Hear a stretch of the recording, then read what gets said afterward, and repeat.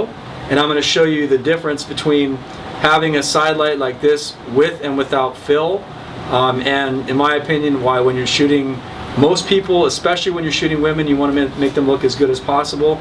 You want to always have a fill light. So we're going to start off here, and I'm going to kind of figure out how much light do I actually need. That's what I'm kind of starting with. So we're just going to shoot you looking right at me. And I'll show you folks this picture later, but I just wanted to show Shahali real fast. So you can see how on this side you've got your light, right? And on this side, that's where all your shadow's coming from. And the reason for that is because the light's coming from this direction. And for something like this, where you're shooting from the side, I think you guys can see like this light is a very soft light, and it's soft because it's a bigger light than the subject. If I took off this baffle and the inner baffle here too, you guys can see that, there's that inner baffle in here, is a very, very small light source. So I won't take a picture with that, but if I shot her with that really small light source, it's going to be very bright here, and then the rest of their face is going to be still much too bright. So it's not going to be even, nice looking light. And when you're a beginner, I think one of the things that people don't realize is that you want to have an even source of light across the face and across the body for the most part. Unless you're doing something that's a little edgier, and then you might change it up. And we'll talk about that. That's going to be a hard light. So even though it's the same light, this baffle is turning that small light into a big light that's this big across, right? So this tiny light is now becoming this big light. And then when I put this other baffle on top, it's becoming even bigger. So it's going to be a big, even, soft light. Already? No. So now you know. And the distance from the subject is actually what causes it to be a bigger or a smaller light too. So one little trick that I like to use is if the light doesn't have enough interest, if it needs more shadow or a little bit more edge to it, all you have to do, you don't have to get too fancy, you can just back up your light and then turn up the power.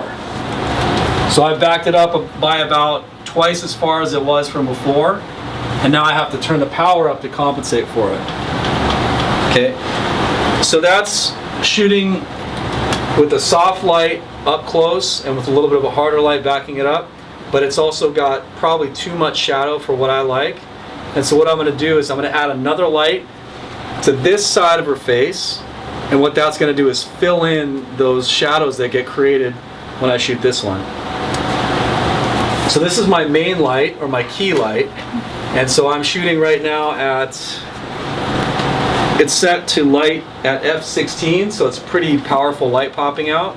And I don't want to fill the shadows up with f16 again, because then it's just going to be completely flat. You're not going to see any dimension at all. It's going to be a really boring light. So we're going to put the light on this side of her face to fill it in. We'll start it by about 1/3 of that. And the way I can do that, the way I can know that it's about 1/3, is by using a light meter. So this is going to be the fill light, this little guy right here. And we can test the light. And test out the power by putting the light meter side over here and seeing right by her face what's that looking like.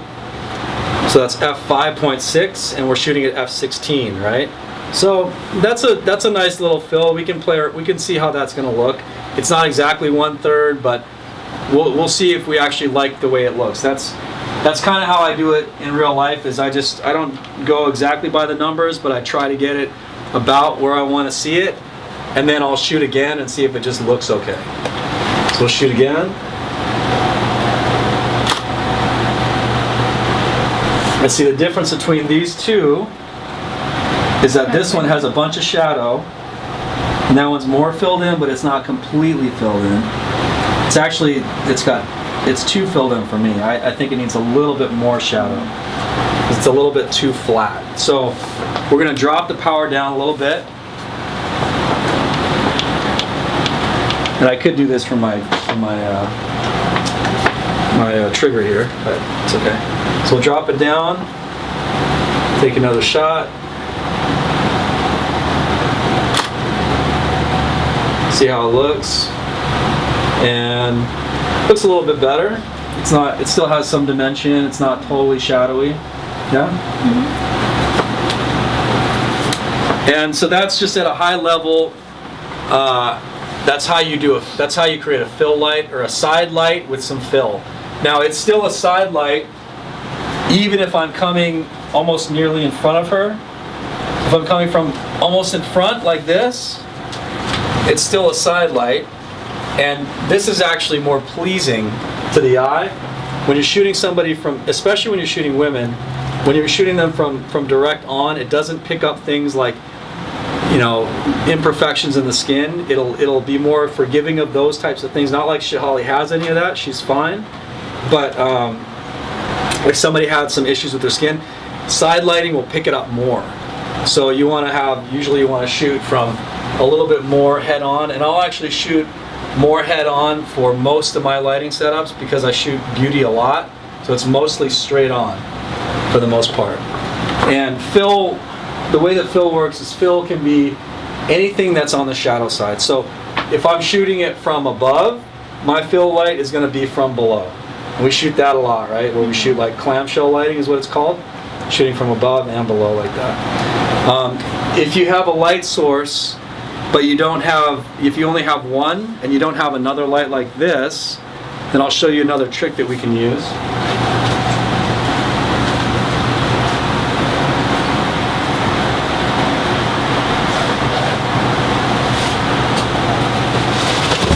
So this is called a 5-in-1 reflector, I think. It's got 5 different surfaces that you can either shoot through, or you can add light to by using this silver side, or you can kind of avoid having the light coming in by using this black side here. So what I'm going to do now is I'm going to, no, that's okay, I can just lean it up against this. So what I'm going to do now is I'm going to shoot from a little bit more forward position, but I'm going to have this fill be this light, be this reflection right here. So it's going to take the light coming out of here, bounce against the silver side, and then bounce onto her. It's almost like playing pool. And the way that I usually see if it's where the light's going to go is I'll hold it. I like to have a dark studio if I can, but if I'm outside or whatever, then this is the best I can do. I'll hold the light and I'll look at it to see where is it actually going. When does it light the part up that I want to light up? And so I think right about there is where it's bouncing light from here and holding it back over here. Can I get someone to volunteer to hold this for me? Thanks. I'll take a quick shot. There's my camera. And I'll show you what this looks like.